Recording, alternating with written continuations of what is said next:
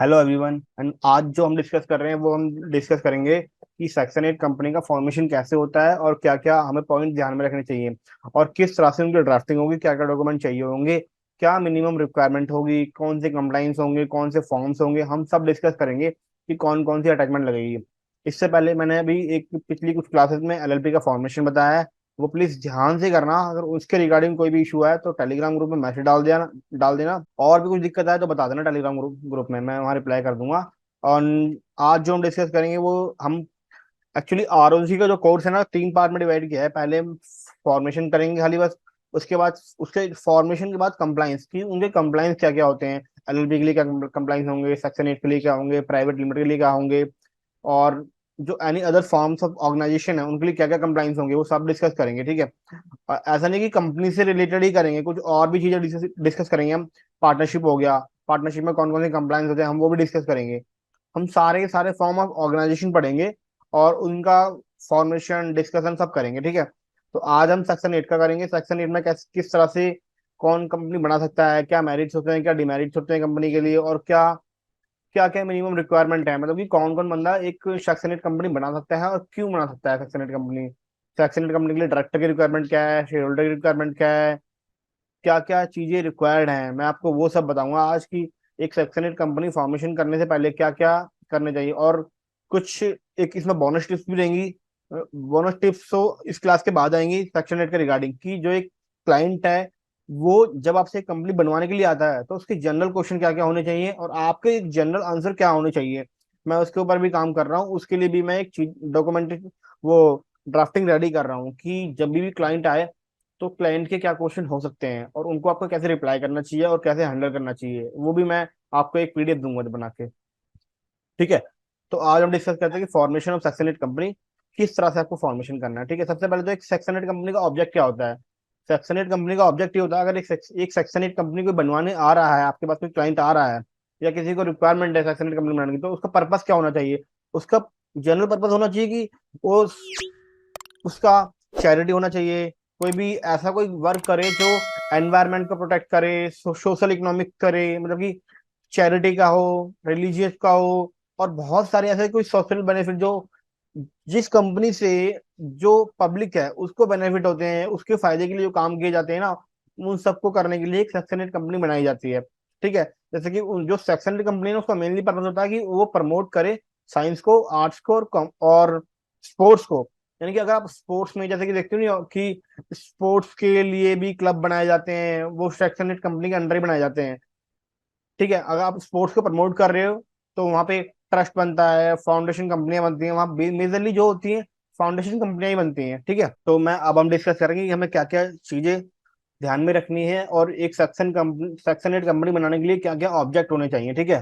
A person और association of person can be registered under this act under this act. मतलब कि एक जो सेक्शन 8 कंपनी है ना, वो कोई एक पर्सन या एसोसिएशन ऑफ पर्सन, यानी कि कोई आर्टिफिशियल पर्सन, जैसे कि कंपनियां भी मिलकर भी एक सेक्शन 8 कंपनी बना सकती हैं, और मेजरली बट ऐसा अलाउड नहीं है। बट एक पर्सन या बहुत सारे बंदे मिलकर जब एक कंपनी बनाते हैं ना, तो वो सेक्शन 8 कंपनी बना सकते हैं जब उनका पर्पस हो कॉमर्स को प्रमोट करना, आर्ट्स को प्रमोट करना, साइंस को प्रमोट करना और स्पोर्ट्स को प्रमोट करना। ठीक है। बेसिकली चैरिटी हो गई और रिलीजियस कोई हो गया, मतलब जो टेम्पल वगैरह होते नहीं है, जो चर्च होते हैं, टेम्पल्स होते हैं, उनको भी इसके अंडर ही बनाया जाता है। ठीक है। Must have object. जब एक कंपनी बन रही है ना तो उसके ऑब्जेक्ट क्या क्या होने चाहिए, उनके यही ऑब्जेक्ट होने चाहिए। इसके अलावा अगर उसका कोई और पर्पस है तो सेक्शन 8 कंपनी नहीं बन सकती। ठीक है। पहला होना चाहिए has in its object the promotion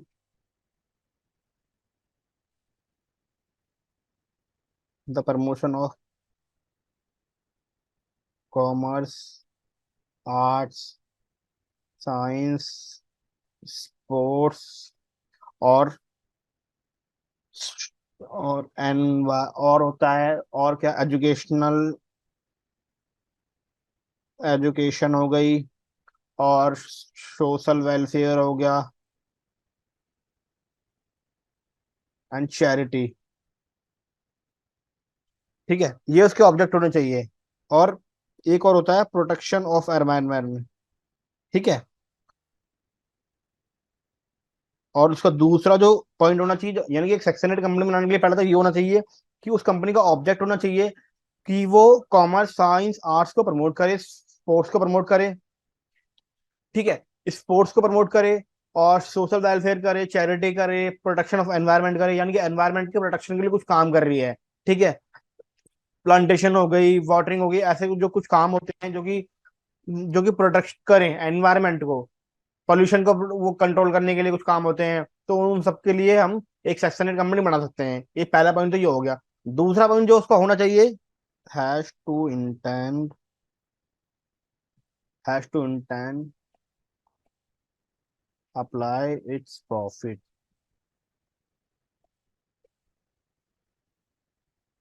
to promote. मतलब कि अगर कोई सेक्शनेट कंपनी को कोई प्रॉफिट हो रहा है, अगर कोई प्रॉफिट हो रहा है, तो वो जो प्रॉफिट होगा ना उसको वो अपने ऑब्जेक्ट का जो क्लॉज है, उसका जो जो उसने जो ऑब्जेक्ट डिसाइड किए हैं कि हम ये काम करेंगे, वो उनको ही प्रमोट करे। ऐसा नहीं कि प्रॉफिट निकाल के अपनी पॉकेट में रख ले रहे हैं, डिविडेंड डिस्ट्रीब्यूट कर दे रहे हैं, ऐसा कुछ नहीं होना चाहिए। प्रॉफिट हो रहा है तो वो कंपनी में ही लगाया जाएगा, कंपनी के प्रमोशन को ही जो काम कर रहे हैं उसी को ही प्रमोट किया जाएगा।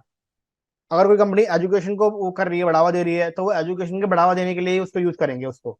ठीक है, उसके बाद थर्ड जो पॉइंट है वो ध्यान में रखना चाहिए कि नो इंटेंशन, जो कंपनी ऐसी नहीं होनी चाहिए, कंपनी में ये नहीं कर सकती कि वो अपने जो प्रॉफिट हो रहा है उससे डिविडेंड डिस्ट्रीब्यूट कर दे। डिविडेंड, एक सक्सेनेट कंपनी कभी भी डिविडेंड डिस्ट्रीब्यूट नहीं कर सकती। ठीक है, तो 3 पॉइंट होने चाहिए। पहले तो कंपनी का जो ऑब्जेक्ट क्लॉज क्लॉज होना चाहिए वो सोशल इकोनॉमिक्स को प्रमोट करे, आर्ट्स को प्रमोट करे, कॉमर्स को प्रमोट करे, स्पोर्ट्स को प्रमोट करे, चैरिटी करे, प्रमोशन प्रोटेक्शन ऑफ एनवायरनमेंट करे। ठीक है, ये इसके कुछ ऑब्जेक्ट होने चाहिए। ठीक है, उसके बाद वो जो, अगर कोई प्रॉफिट हो रहा है तो वो प्रॉफिट जो होगा वो कंपनी अपने ऑब्जेक्ट को ही प्रमोट करेगी, उससे उसी पर लगाएगी पैसा सारा। फिर उसकी कोई ऐसी इंटेंशन नहीं होनी चाहिए प्रमोटर्स की कि वो डिविडेंड डिस्ट्रीब्यूट करेंगे इन फ्यूचर।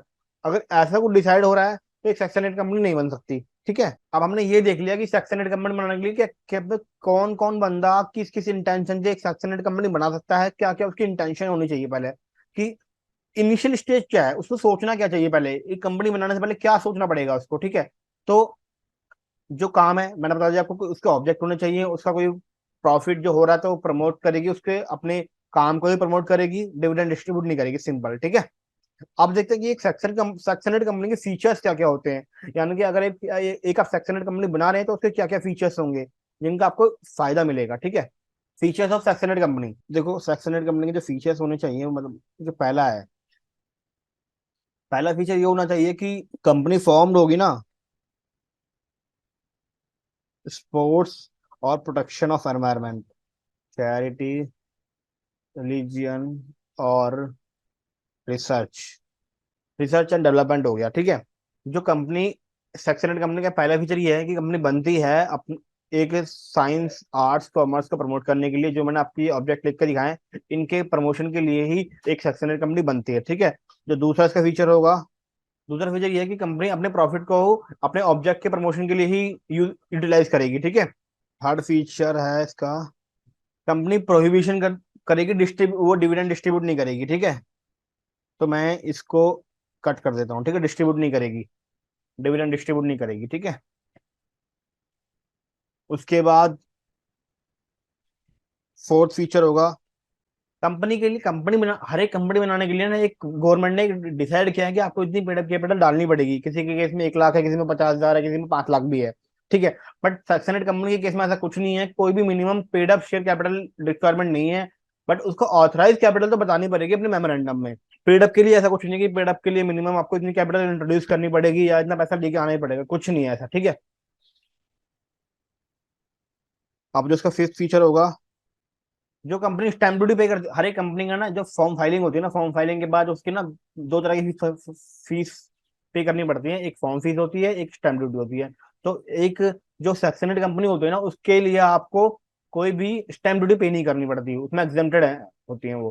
सेक्शनेट कंपनी के केस में आपको स्टैम्प ड्यूटी पे नहीं करती। बहुत सारे केसेस में जैसे कि हम एफपीओ की बात करें, फार्मा प्रोड्यूसर कंपनी है, उस केस में आपको 531 रुपए स्टैम्प ड्यूटी पे करनी पड़ती है। बट इस केस में सेक्शनेट कंपनी में नहीं पे करनी पड़ती। और प्राइवेट लिमिटेड के केस में शायद 400 कुछ रुपए है। और मतलब कि अलग अलग फॉर्मेशन के लिए अलग अलग रिक्वायरमेंट है, बट सेक्शनेट कंपनी के लिए कोई भी स्टैम्प ड्यूटी पे नहीं करनी पड़ती, ना ही हमें कोई minimum paid up share capital required है। ठीक है, ये हमने फीचर्स देख लिए कि ये इसके फीचर्स हैं। एक सेक्शनेट कंपनी की ये 5 फीचर्स हैं जो मैंने बताए हैं कि कंपनी फॉर्म होगी, जो मैंने ऑब्जेक्ट लिखे उसके प्रमोशन के लिए, प्रॉफिट को अभी भी प्रॉफिट को हमेशा अप्लाई करेगी अपने ऑब्जेक्ट क्लॉज को प्रमोट करने के लिए, डिविडेंड पे नहीं करेगी, पेड अप शेयर कैपिटल को रिक्वायर्ड नहीं है, और एग्जेम्प्टेड है स्टैम्प ड्यूटी पे करने से। ठीक है, स्टैम्प ड्यूटी पे नहीं करनी पड़ेगी सेक्शनेट कंपनी को। अगर यहाँ तक कोई किसी को कोई प्रॉब्लम आती है तो बता देना, ठीक है। उसके बाद अब हम करेंगे, पहले मैं अभी बेसिकली आपको बता रहा हूँ कि ऐसा नहीं कि मैं पूरी थ्योरी पढ़ा रहा हूँ, बट इससे पहले ना कुछ थ्योरी पता होनी चाहिए कि अब जब आप फॉर्म प्रिपेयर करोगे, क्योंकि ये फॉर्म में ना सारे हमें वो टैब सिलेक्ट करने पड़ते हैं कि एक सेक्शन के एक कंपनी, अब सपोज करो कि एक सेक्शनेट कंपनी है, अगर अब ना मेमोरेंडम और आर्टिकल ना ऑनलाइन फाइल होता है, अगर आपने ऑनलाइन वाले केस में अगर आपने डिविडेंड वाले पॉइंट को यस कर दिया गलती से भी, तो वो रिसबमिशन आ जाएगा, वो फाइल नहीं हो पाएगी कंपनी। इसलिए मैंने आपको पहले बता दिया कि डिविडेंड डिस्ट्रीब्यूट कर ही नहीं सकती सेक्शनेट कंपनी। तो इसको बहुत ध्यान रखना, ठीक है।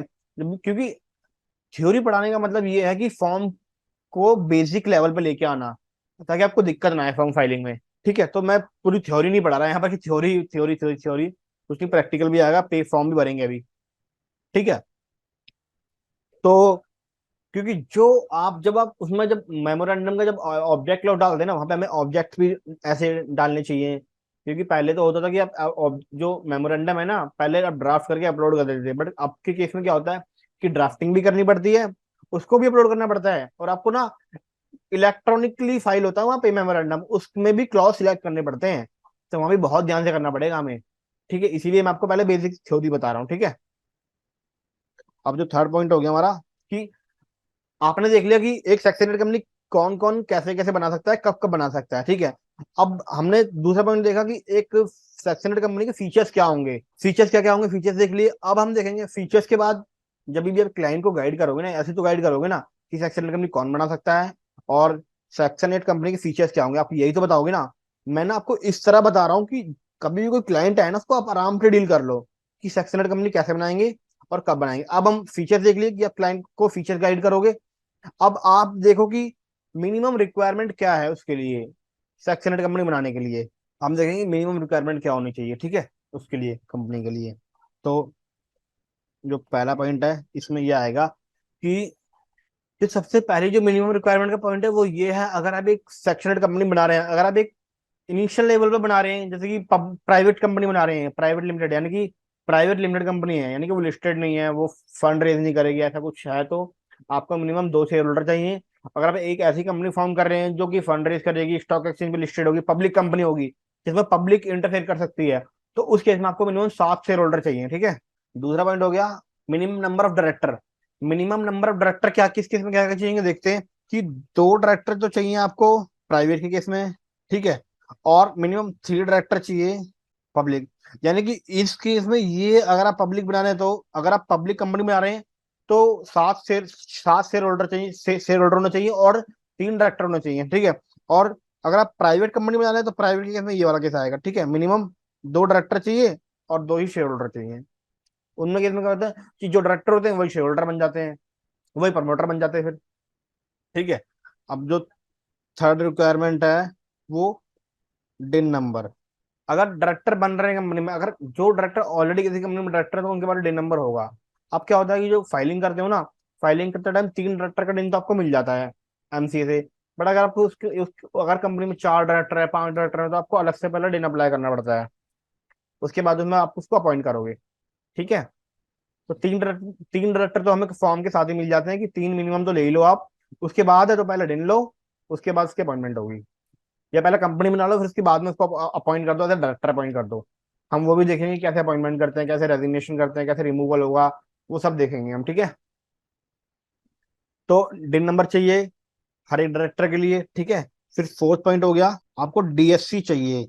वैसे कि मैं ऑल डायरेक्टर बोल रहा हूँ, बट हमें इस केस में बहुत एक ही डायरेक्टर का चाहिए होता है कि जब किसी हमें एक डायरेक्टर को ऑथराइज करना पड़ता है कि कौन साइन करेगा फॉर्म में। बट बाद में जब वो और भी फॉर्म जनरेट होते हैं, केवाईसी होती है, तो उस टाइम में सबका ही अरेंज करना पड़ता है, तो इसीलिए मैंने सबका बोला है, ठीक है। बट फॉर्म फाइलिंग करते टाइम आप एक भी डायरेक्टर से चला सकते हो काम, उसको ऑथराइज करके, ठीक है। फोर्थ फिफ्थ हो गया कि जो वन डायरेक्टर है ना, एक फॉरेनर भी कंपनी में डायरेक्टर होता है, डायरेक्टर हो सकता है एक सक्सेडेड कंपनी में। बट अगर किसी केस में अगर कंपनी में 3 डायरेक्टर हैं, 4 डायरेक्टर हैं, कितने भी डायरेक्टर हैं, डजेंट मैटर, उसमें से एक डायरेक्टर तो कम से कम ये होना चाहिए कि वो इंडिया का रेजिडेंट होना चाहिए, और वो पिछले, रेजिडेंट का मतलब यहाँ पर ये है कि वो प्रीवियस ईयर में 182 डेज से ज्यादा इंडिया में स्टे किया हो उसने।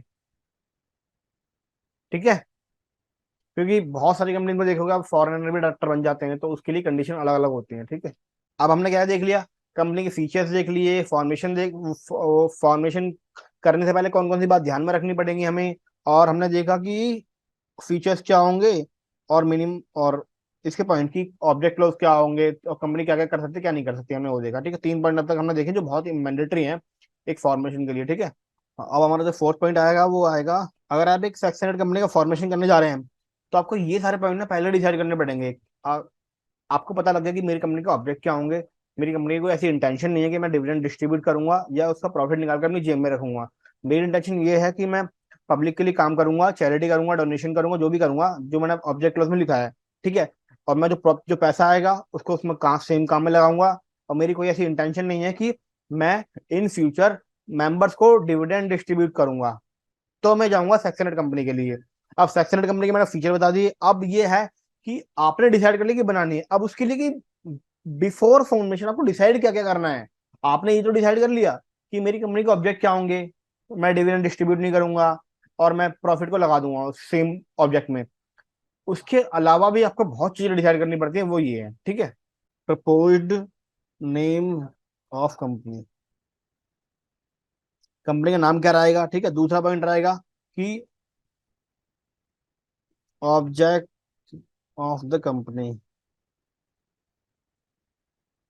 ठीक है, थर्ड पॉइंट रहेगा ऑथराइज कैपिटल। देखो मैं यहाँ पर आपको पेड अप शेयर कैपिटल नहीं बोल रहा हूँ, मैंने आपको ऑथराइज बोला है कि आप मेमोरेंडम में कितनी कैपिटल मैक्सिमम दिखा सकते हो। ऑथराइज जो आप मैक्सिमम दिखा रहे हो कि हम इन फ्यूचर इतना पैसा कंपनी में मंगा सकते हैं। ठीक है, फोर्थ पॉइंट रहेगा पेड अप शेयर कैपिटल आपकी इनिशियल जीरो से भी स्टार्ट हो सकती है, तो आप जीरो भी डिसाइड कर सकते हो। ठीक है, और क्या रहेगा, और रहेगा इसमें number of promoter, promoters and director. ठीक है, उसके बाद जाएगा आपका प्रमोटर डिसाइड कर लिए, डायरेक्टर डिसाइड कर लिए। अब जो आप नाम डिसाइड कर रहे हो उस नाम के अंदर ना 6 पॉइंट रहेगा, प्रपोज नेम। जो एक सेक्शनल कंपनी का नाम डिसाइड कर रहे हो ना, उस नाम के अंदर एक या तो फाउंडेशन या तो एसोसिएशन वर्ड जरूर इंक्लूड होना चाहिए। ठीक है, मैंने आपको बहुत बोनस टिप्स दे रहा हूँ कि आपको कौन कौन से पॉइंट ध्यान में रखने हैं, क्या क्या होना चाहिए कंपनीज के लिए, डायरेक्टर के लिए क्या क्या होना चाहिए। अभी हम डिस्कस भी करेंगे डायरेक्टर की क्वालिफिकेशन क्या होनी चाहिए। डायरेक्टर से कोई भी अपॉइंट नहीं हो सकता, उसके लिए क्वालिफिकेशन होती हैं, वो हम देखेंगे। ठीक है, अब अब इसमें एक एक मैं एक्स्ट्रा पॉइंट डाल रहा हूँ, जो कि मैं बता देता हूँ आपको। इसमें एक एक्स्ट्रा पॉइंट ये रहेगा, the foundation and section 8 company. अब पता क्या है, जो एक सेक्शनल कंपनी बनती है ना, वो कंपनी ना फाउंडेशन उसके नाम में इंक्लूड हो जाएगा या एसोसिएशन इंक्लूड हो जाएगा। बट वो ना, वो इस, जैसे कि हर एक कंपनी के लिए लिमिटेड लाइबिलिटी, एलएलपी के लिए हमें लिमिटेड लाइबिलिटी लगाना होता है, और प्राइवेट के लिए हमें प्राइवेट लिमिटेड लगाना होता है, और लिमिटेड के लिए हमें लिमिटेड कंपनी लगाना होता है। तो सेक्शनल कंपनी के लिए ऐसी कोई भी रिक्वायरमेंट नहीं है, वो प्राइवेट और लिमिटेड वर्ड को अपने नाम में लगाए या ना लगाए उसकी मर्जी है। ठीक है, वो बिना ये नाम यूज करे भी एक कंपनी फॉर्म हो सकती है सेक्शनल कंपनी। उसको जरूरी नहीं है कि वो अपने नाम में प्राइवेट या फिर लिमिटेड वर्ड का यूज करे, वैसे हर एक कंपनी के लिए मैंडेटरी है। बट एक सेक्शनल कंपनी के लिए इससे भी एग्जेम्पशन है। तो बहुत सारे बेनिफिट मिलता है सेक्शनल कंपनी को। ठीक है, अब देखो आपने क्या क्या किया, कंपनी का ऑब्जेक्ट डिसाइड कर लिया, फीचर्स देख लिए, और कंपनी के लिए मिनिमम रिक्वायरमेंट देख ली, कंपनी के नाम में क्या क्या इंक्लूड होना चाहिए क्या क्या इंक्लूड नहीं होना चाहिए, वो सब देख लिया आपने। अब आपने ये सब तो देख लिया, अब उसके बाद क्या है, आपको कंपनी का नाम डिसाइड कर लिया और आपने स्ट्रक्चर डिसाइड कर लिया कि अब उसके बाद आपको क्या क्या देखना पड़ेगा। उसके बाद आपको देखना है, पहला पॉइंट, जब आपने एक स्ट्रक्चर डिसाइड कर लिया, नाम डिसाइड कर लिया, आपको सब कुछ पता है कंपनी के बारे में। अब देखना है कि अब डायरेक्टर को पता डेन नंबर तो सबके पास होता है, बट अगर ऐसा पता है आपको कि डेन नंबर अगर ना हो अगर उसकी केवाईसी ना हो तो वो नंबर डीएक्टिवेट हो जाता है। तो डीएक्टिवेट जिसका होगा वो कभी भी डायरेक्टर बन नहीं पाएगा दोबारा से, पहले उसको नंबर को एक्टिवेट करवाना पड़ेगा। इसीलिए यहाँ पर बोल रहा हूँ कि हर एक डायरेक्टर को इंश्योर करना है कि उसके पास ना एक वैलिड डिन नंबर है। वैलिड का मतलब वो नंबर एक्टिव होना चाहिए, ठीक है। ये नहीं कि वो डीएक्टिवेट है, हमने ये सोचा कि हाँ भाई डिन नंबर तो है ही, डिन नंबर डालोगे ना वो डिटेल उठाएगा नहीं फॉर्म में। तो पहले उस नंबर को आपको एक्टिवेट करवाना पड़ेगा, उसके लिए अलग से फीस भी भरनी पड़ेगी, 5,000 की फीस होती है जिसके लिए। अगर आप केवाईसी को डिले करते हो तो 5,000 की फीस लगती है उसके लिए। तो पहले आपको वहां से एक्टिव करवाना पड़ेगा, फिर आपको फॉर्म भरना पड़ेगा। तो इसीलिए एक वैलिड डिन का मतलब है यहाँ पे एक्टिव डिन होना चाहिए, ठीक है। अब डीएससी तो बता दिए, पर डीएससी क्लास 3 के चलते हैं। अब जब भी अब एमसीए, अब तो हर जगह क्लास 3 चल रहा है वैसे तो जब भी आप डायरेक्टर बनने के लिए प्रपोज हो रहे हैं, डायरेक्टर बन रहे हैं, तो आपके पास डीएससी डीएससी क्लास 3 का होना चाहिए। थर्ड पॉइंट है MOA and AOA should be drafted. MOA और ए आपने सबको डिसाइड कर ही लिया है कि कंपनी के नाम क्या है, स्ट्रक्चर क्या है, तो फिर फिर इनिशियल स्टेज में आपको एमओए और एओ ड्राफ्ट करना है, ठीक है। आपने एमओए और एओ ड्राफ्ट कर लिया यहाँ तक। मैं आपको प्रैक्टिकल भी दिखाऊंगा कि एमओए और एओ कैसे ड्राफ्ट हो रहा है, कौन कौन से क्लॉज रहेंगे इसके अंदर, सारे क्लॉज बताऊंगा, ठीक है। बट पहले हम कुछ बेसिक सी चीजें कि पहले प्रैक्टिकल करने से पहले थ्योरी भी होनी चाहिए, ताकि आपके फॉर्म में अच्छी क्लैरिटी आ जाए। मैं तो इसलिए बता रहा हूँ, ठीक है। नहीं तो मैं भी एक फॉर्म उठा के आपको बताया था कि यहाँ पे ये डिटेल डालो कि फॉर्म सक्सेसफुल कंपनी बन गई। बट ऐसे नहीं करना ना। आपको पूरी क्लैरिटी आनी चाहिए कि सक्सेसफुल कंपनी कैसे बनती है, क्या क्या रिक्वायरमेंट है, क्या क्या चीजें मुझे अरेंज करनी है, वो सारी चीजें पता होनी चाहिए आपको। इसीलिए मैं आपको एक एक चीज पहले बता रहा हूँ, फिर फॉर्म भरेंगे।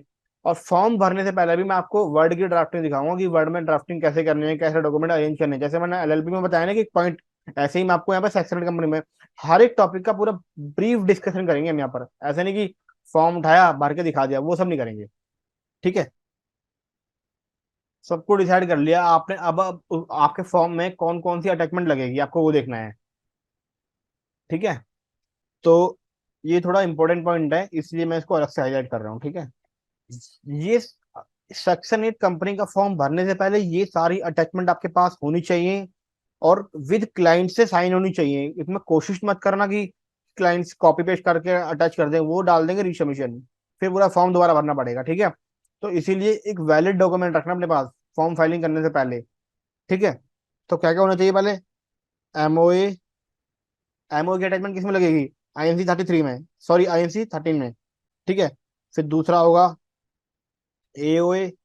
एओ किस में लगेगा, आईएनसी 32। तीसरा आईएनसी 14, डिक्लेरेशन बाय प्रोफेशनल। इसमें कोई भी हो सकता है, प्रोफेशनल सीए होगा, सीएस होगा, या सीएमए होगा। कोई भी किसी एक से हमें डिक्लेरेशन चाहिए ही होगी, ठीक है। फिर चौथा प्रूफ, एड्रेस। सारे जो सब्सक्राइबर जो एमओयू को सब्सक्राइब कर रहे हैं, सब्सक्राइबर मतलब कि जो कंपनी में इन्वेस्ट कर रहे हैं, इवन वो एक शेयर भी ले रहा है तो वो सब्सक्राइबर बन जाएगा, ठीक है। तो उससे भी हमें उसका एड्रेस प्रूफ लेना पड़ेगा, उसकी अटैचमेंट लगानी पड़ेगी हमें, ठीक है। आइडेंटिटी प्रूफ और सब्सक्राइबर, ठीक है। फिर यहाँ पे 6 में पैन कार्ड और सब्सक्राइबर। सब्सक्राइबर में आप सबको ही इंक्लूड कर लो। आप में जो डायरेक्टर बन रहा है, शेयर होल्डर बन रहा है, सब कुछ इंक्लूड है इसमें। जितने भी पर्सन उसमें इन्वॉल्व हैं कंपनी में, उन सबके आपको पैन आधार चाहिए होंगे, एड्रेस प्रूफ चाहिए होगा। एड्रेस प्रूफ में एक तरह से आधार कार्ड आइडेंटिटी प्रूफ होगा, पैन कार्ड आपका एक जनरल प्रूफ है। और एड्रेस प्रूफ के लिए बैंक की स्टेटमेंट अटैच अटैच कर सकते हो, ठीक है। और एड्रेस प्रूफ में यहाँ पे ना बैंक लगा सकते हो, मैं लिख देता हूँ। और ये बैंक ना, ये बैंक लेटेस्ट 2 मंथ होनी चाहिए, 2 महीने पुरानी नहीं होनी चाहिए बैंक, ठीक है। उसके बाद हो गया जो बहुत इंपॉर्टेंट पॉइंट है, तो वो है expected estimated income and expenditure. पता है जो एक सेक्रेट कंपनी बनती है ना, उसको पहले बताना पड़ता है कि मेरे जो आने वाले जो 3 या 4 साल है ना, मेरे क्या क्या इनकम होगी और मैं क्या क्या कहाँ का खर्च करूंगा। तो वो सब हमें हमें पहले ही बताना पड़ता है। एक एस्टिमेटेड हमें एक इनकम एंड एक्सपेंडिचर अकाउंट बनाना पड़ता है। मैं आपको उसका फॉर्मेट भी दिखाऊंगा कि कैसे बनाते हैं, ठीक है। 3 साल का तो मिनिमम चाहिए ही चाहिए, वो 3 साल तो अटैच, बहुत केस में 5 साल भी लगा देते हैं बंदे। बट 3 साल का कम से कम चाहिए होता है, ठीक है। उसके बाद जो आठवें अटैचमेंट है वो INC 15। ये होती है डिक्लेरेशन। जो भी इसमें इन्वॉल्व है कंपनी में, जो भी डायरेक्टर हैं, शेयर होल्डर हैं, प्रमोटर हैं, उन सबसे एक डिक्लेरेशन लेनी पड़ती है INC 15 में, सॉरी। मैं दिखाऊंगा कि कैसे वो INC 15 ड्राफ्ट होगा, INC 14 ड्राफ्ट होगा, सब बताऊंगा आपको मैं, ठीक है। सारे मेरे पास सारे ड्राफ्ट है, मैं सब आपको शेयर भी कर दूंगा, टेंशन ना लो आप, ठीक है। फिर नौवा पॉइंट हो जाएगा आपका ऑफिस का एड्रेस प्रूफ। इसमें आपका इलेक्ट्रिसिटी बिल लगेगा latest 2 month. Late electricity bill भी 2 महीने पुराना नहीं होना चाहिए, 2 महीने का लेटेस्ट ही होना चाहिए, ठीक है। 10वां हो गया सेल्फ डिक्लेरेशन इन INC 9 में। ये सारी अटैचमेंट ध्यान से देखो, मैं ये सब आपको दिखाऊंगा भी कैसे करनी है, फिर आपसे एक फॉर्म भी भरवाऊंगा लाइव, ठीक है। 11 में है फिर NOC। अगर प्रॉपर्टी लीज पे या रेंट पे है ना, तो उसमें हमें एक NOC भी लेनी पड़ती है, इलेक्ट्रिसिटी बिल से साथ हमें वो भी अटैच करनी पड़ती है। और बहुत केसेस में तो ये भी होता है कि NOC के साथ ना रिशमिशन आता है कि आप ना प्रमो जो ऑनर है ना, उसका आधार कार्ड पैन कार्ड भी अटैच करो। तो कोशिश करना कि जो ऑनर है उसका आधार कार्ड पैन कार्ड भी आप अरेंज कर लो। वैसे बहुत कम केसेस में होता है, बट मैं आपको रेयरली केस बता रहा हूँ कि मेरे साथ हो चुका है ये, ठीक है। इलेक्ट्रिसिटी बिल तो हो गया, बस हाँ यही, ये आपको 11 अटैचमेंट आपको रेडी करनी है, ठीक है। उसके बाद ये मैंने आपको क्या क्या बताया पहले, देखो शुरू एक बार हम शुरू से डिस्कस करते हैं। सेक्शनेट कंपनी कौन बना सकता है, उसके ऑब्जेक्ट क्या हो सकते हैं, ठीक है। कंपनी की इंटेंशन क्या होनी चाहिए कि वो डिविडेंड डिस्ट्रीब्यूट नहीं करेगी, अपना जो प्रॉफिट होगा ना वो अपने अपने ऑब्जेक्ट पे ही इन्वेस्ट करेगी, ठीक है। फीचर्स क्या होंगे, कंपनी फॉर्म होगी आर्ट्स, तो आर्ट्स, साइंस, कॉमर्स, स्पोर्ट्स और protection of environment, research, protection और चैरिटी के लिए, प्रमोशन के लिए, ठीक है। और उसके बाद डिविडेंड डिस्ट्रीब्यूट नहीं करेगी। पेड अप शेयर कैपिटल की कोई रिक्वायरमेंट नहीं है, मिनिमम कितनी भी रख सकते हो आप, स्टैम्प ड्यूटी पे नहीं करनी पड़ेगी एक सेक्शन कंपनी को। अब मिनिमम रिक्वायरमेंट क्या है, दो शेयर होल्डर होने चाहिए in case of private limited NGO, यानी कि NGO बोल सकते हैं इसको। और 7 शेयर होल्डर होने चाहिए इन पब्लिक, पब्लिक बनाए तो उसके में 7 होने चाहिए, ठीक है। अब डायरेक्टर, 2 डायरेक्टर प्राइवेट प्राइवेट के लिए, 3 डायरेक्टर मिनिमम चाहिए आपको पब्लिक के लिए। डिन नंबर सब डायरेक्टर के पास होना चाहिए, 3 का आपको फॉर्म के साथ ही मिल जाएगा। अगर 4 डायरेक्टर हैं तो पहले या तो डिन नंबर लो, या तो पहले कंपनी बना लो 3 डायरेक्टर के साथ, फिर चौथे का डिन नंबर अप्लाई करके उसको अपॉइंट कर लो, ठीक है। फिर वन डायरेक्टर, जो एक डायरेक्टर होना चाहिए वो इंडिया का रेजिडेंट होना चाहिए, वो 182 डे से ज्यादा स्टे होना चाहिए इंडिया में, ठीक है। बिफोर फॉर्मेशन ऑफ कंपनी आपको ये चीज ध्यान रखनी है। प्रपोज नेम क्या रहेगा कंपनी का, ऑब्जेक्ट क्या रहेगा कंपनी का, ऑथराइज कैपिटल क्या रहेगी, पेड अप शेयर कैपिटल रहेगी, बट इसकी कोई मिनिमम रिक्वायरमेंट नहीं है, जीरो भी हो सकती है, ठीक है। Propose name of company should be contain the foundation and association. Foundation और एसोसिएशन वर्ड जरूर लगा होना चाहिए, इसी से पता लगेगा कि हमारी कंपनी एक सेक्शनल कंपनी है। तो ये मेरे साथ ये भी हुआ था कि मैंने कंपनी बनाई थी सेक्शनल कंपनी, उसमें मैंने फाउंडेशन वर्ड नहीं लगाया था, तो बहुत स्टार्टिंग की बात है, तो मेरा उसमें रीशमिशन डाल दिया था, ठीक है। अब जो एक सेक्शनल कंपनी है उसको जरूरत नहीं है कि वो प्राइवेट लिमिटेड वर्ड यूज करे, ठीक है। फिर डायरेक्टर को डिसाइड करना है कि उनके पास एक वैलिड डिन है, एक एक्टिव डिन है, डिन नंबर उनका डीएक्टिवेट नहीं होना चाहिए। अगर डीएक्टिवेट है तो पहले एक्टिव करो, फिर डिन की डिटेल्स में डालो, ठीक है। ऐसा भी होगा अगर आपने फॉर्म बना दिया और आपने डिन नंबर डाल दिया, फॉर्म बन गया, अब बाद में वो रिशमिशन डाल दिया उन्होंने कि डिन नंबर एक्टिव नहीं है, तो फिर आपको पहले आपको डिन नंबर एक्टिवेट करना ही पड़ेगा, उस केस में आप बच नहीं सकते, ठीक है। बहुत केस में वो ना जब आप फॉर्म भरोगे ना, जब उस पर डिन नंबर डालोगे डायरेक्टर में जाके, जब डिन नंबर डालेगा तो वो वहीं बता देगा कि आपका डिन नंबर डीएक्टिवेट है, पहले इसको एक्टिव करो, ठीक है। DSC क्लास 3 का होना चाहिए, MOA और AOA। फिजिकली ड्राफ्टिंग भी होनी चाहिए, यानी कि मैनुअल ड्राफ्टिंग भी होगी और इलेक्ट्रॉनिकली भी फाइल होंगे। बहुत केसेस में क्या है ना कि अब सोचते हैं ना कि अब जब इलेक्ट्रॉनिकली फाइल हो रहा है तो हमें उसमें फिजिकली फाइल नहीं करना, बट ऐसा नहीं है, आपको फिजिकली भी फाइल करना पड़ेगा, यानी कि आपको ड्राफ्ट करके भी इसको अपलोड करना ही पड़ेगा, और उसके क्लॉज सारे मैच होने चाहिए आपके इलेक्ट्रॉनिक वाले से, फॉर्म से, ठीक है। ये सब हमने यहाँ पे अटैचमेंट डिस्कस करी कि अटैचमेंट क्या क्या होने चाहिए, ठीक है। अब मैं आपको दिखा दूँ कि फॉर्म कैसे रेडी करने होते हैं, मैं आपको ये बता देता हूँ। अभी मैं आपको अभी ना मैं आपको अटैचमेंट दिखाता हूँ कि अटैचमेंट कैसे कैसे बनाई जाती है, क्योंकि फॉर्म यहाँ बनाने बैठ गए तो फॉर्म हम नेक्स्ट क्लास में डिस्कस करेंगे कि सेक्शनल कंपनी के लिए फॉर्म कैसे फाइल करेंगे, और नेक्स्ट क्लास में खत्म कर देंगे इसको, हम ज्यादा लंबा नहीं लेके जाएंगे। मैं आपको दिखा देता हूँ कि कैसे कैसे वो अब वो, हाँ, जैसे कि ये वर्ड फाइल है, देखो मैंने सारी वर्ड फाइल बना रखी है, कैसे कैसे देखो एफिडेविट लगा रखा है मैंने इसमें, ये मैं आपको सारी ड्राफ्टिंग अरेंज करवा दूंगा, दिलवा दूंगा। ठीक है, ये सारा मैंने डॉक्यूमेंट अरेंज कर रखे हैं आपको दिखाने के लिए, रेडी किया है मैंने।